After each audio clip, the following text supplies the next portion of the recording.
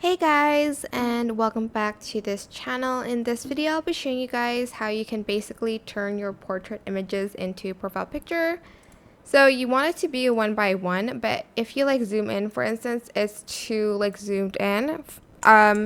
This one, for example, isn't, but for instance, if it's just this area and you want to zoom in to make your profile picture is too zoomed in, you can simply select your image.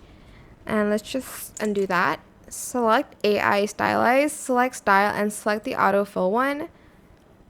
It's under AI painting if you can't find it in trending, but it's going to basically fill your photo. So when you zoom in, it's not going to zoom in too much, and you can make this your profile picture even with the background and stuff like that.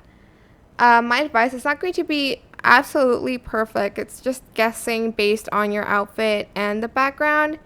You're just going to crop that out. But yeah, I hope this tutorial is helpful for you guys. Don't forget to like, comment, share. Also subscribe to this channel if you haven't done that already. If you have any more questions, just leave it in the comment section down below and I will try my best to answer them all for you guys. And if you found this video helpful, please click the thanks button above the description box down below. Thank you so much for watching. Bye!